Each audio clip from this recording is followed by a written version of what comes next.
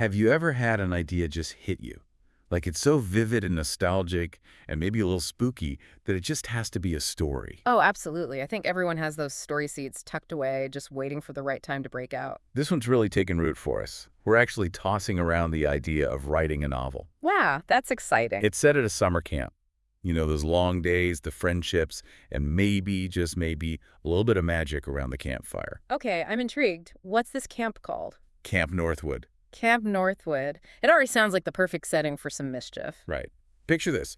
It's deep in the Canadian Lake District. Think towering pines, those rocky outcrops you only see in pictures, and this massive lake so clear you can see right through it. Sounds idyllic. Until the morning fog rolls in. There's always a catch. So, what's the story behind Camp Northwood? Well, in the middle of this lake, almost swallowed by the fog some mornings, there's this island. It's not your typical summer camp island, though. Oh, what makes it so different? It used to be a logging operation years ago. Now it just sits there, all these rusted out buildings and overgrown paths. They say you can hear the echoes of the past there if you listen closely enough. Okay, now that's the kind of spooky you don't get in the city. We're going for that classic summer camp creepiness, but with a twist. Let me guess. Haunted canoe races. Even better. We're basing the main characters on subpersonalities. Personalities. Explain that one to me. So, you know how we all have these different sides to ourselves, like different voices in our heads? Yeah, we all have those internal monologues going on. Imagine giving each of those voices a face, a name, a whole personality. These are subpersonalities, and they become our campers. That's a really fascinating concept. So these subpersonalities, are they all based on you two, or? Exactly. It's like letting those hidden parts of ourselves out to play, see how they interact. I bet that makes for some interesting character dynamics. So who are these campers, these subpersonalities? Well, first up, we have Val. She is the ultimate competitor, driven to succeed no matter what. Probably the star athlete, always pushing for that win. I can already see her leading the camp's canoe team to victory, even if it means a few questionable tactics along the way. Definitely cutthroat. Yeah. And then there's Bannock. He's got all the makings of a leader, charisma, a good heart, strategic mind, but he's riddled with self-doubt, always second-guessing himself. The reluctant leader, classic. Always the one organizing everyone else, but hesitant to take charge himself. And of course, no summer camp group would be complete without a Kelly. Heart of gold, always there for her friends, the peacemaker, even if it means putting herself last. The one who holds the group together. But I can see how that could be a double-edged sword, always trying to please everyone. Right. And to spice things up a bit, we have Addy. Adventurous, impulsive, always up for a dare. Think late-night swims, sneaking out after curve with that kind of energy. Oh, Addie's gonna be trouble. Good trouble, but definitely trouble. She's the one pushing everyone else out of their comfort zones. Sounds like we've got a real cast of characters here. I can already imagine the dynamics between them playing out against the backdrop of Camp Northwood. Right. Picture those classic summer camp scenes. Late night whispers in the cabin, the thrill of a camp-wide canoe race, and of course, the annual talent show. Always a recipe for disaster. Oh, absolutely. And with these personalities, I can only imagine the drama that would unfold. Who's gonna crack under pressure? Who will rise to the occasion? And let's not forget about the rivalry. Rivalry, tell me more. Camp Northwood has this ongoing feud with Camp Riverton, this fancy place across the lake. We're talking stolen flags, elaborate pranks, the whole 9 yards. Oh, that's classic. So it's not just about the individual campers then, it's about these larger group dynamics too. Exactly. And I think that adds a whole other layer of tension. You know Val's going to be laser focused on leading Northwood to victory. While Bannock's probably stressing about living up to everyone's expectations. Classic Bannock. Exactly. And Kelly's stuck in the middle, trying to keep the peace and remind everyone it's supposed to be just a game. Good luck with that. Meanwhile, Addy's probably the one orchestrating all the pranks, pushing the limits of this friendly rivalry. Definitely. We're thinking of structuring the whole novel in 4 sections. Each one kind of has its own distinct vibe. Okay, I like that. So walk me through it. What happens in section 1? Section 1 is all about setting the stage. Introductions, first impressions, that kind of thing. The campers arrive at Northwood. They're finding their footing, forming those early bonds or rivalries. And we get to see the camp itself, right? Those traditions you mentioned? Oh, absolutely. Things like the night paddle. Night paddle, what's that? So picture this. It's the middle of the night. The lake is this giant mirror reflecting the stars. A group of campers, canoes, and enough ghost stories to keep them up all night. Okay, that's got that spooky vibe we talked about. Right. And those stories all revolve around the island, specifically the abandoned logging camp. The legend of the logger gets thrown around a lot. The logger.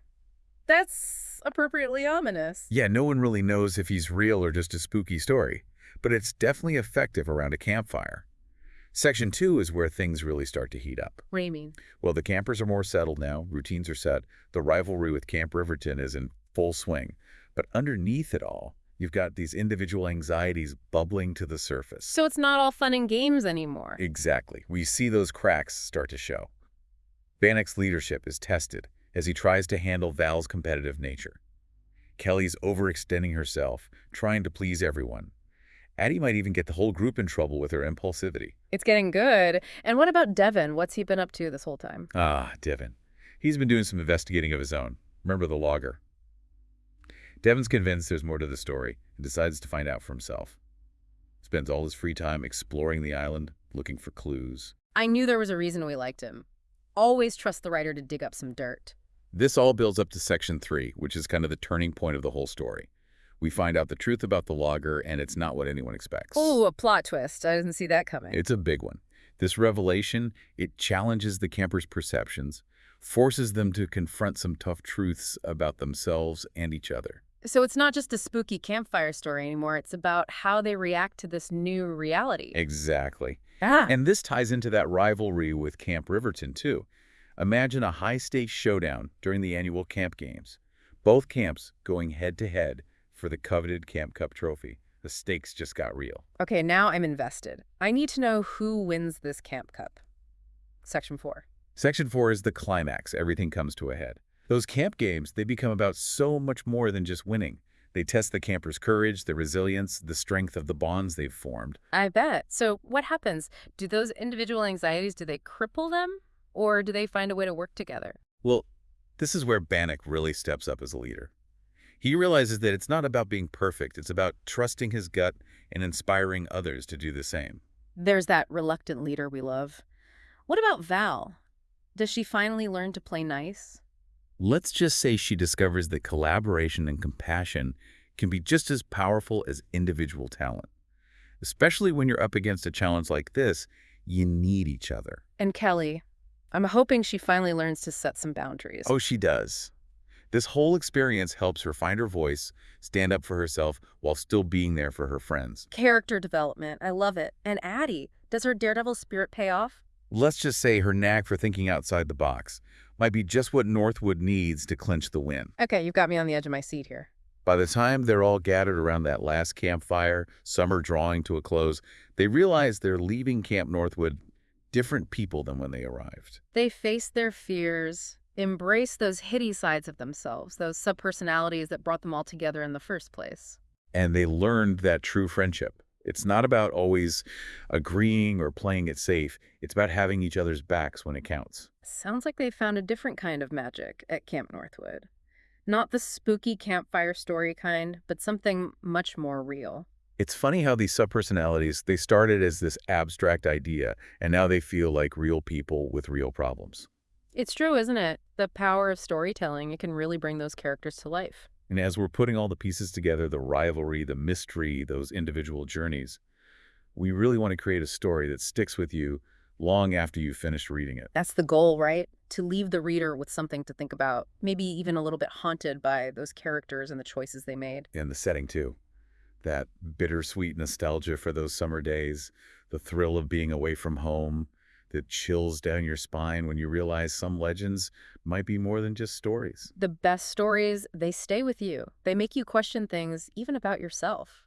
Absolutely. Like, how do you find your voice when everyone's telling you to fit in? How do you go after what you want without leaving other people behind? Those are questions these characters are wrestling with, but they're also questions we all face in our own lives. And how do you deal with the unknown, you know? All those what-ifs and possibilities, especially when they scare you a little. That's what makes it exciting. And that's what we're trying to capture with this novel, those universal experiences, but seen through the lens of a summer camp adventure. Exactly. It's all about those layers, right? Yeah. On the surface, you've got this fun, maybe a little spooky coming-of-age story. Mm-hmm. But underneath, there's something more, something real. And a little messy. Just like real life, right? Exactly. So as we're wrapping up those final plot twists, really dialing up the suspense and delivering a satisfying ending, we want to invite everyone listening to follow along on this journey with us. Keep an ear out. Who knows? Maybe one day soon you'll be curled up with a copy of Camp Northwood, discovering your own inner camper right alongside our characters. And if this deep dive has sparked any summer camp memories for you, any stories of your own, we'd love to hear them. Until next time, happy reading.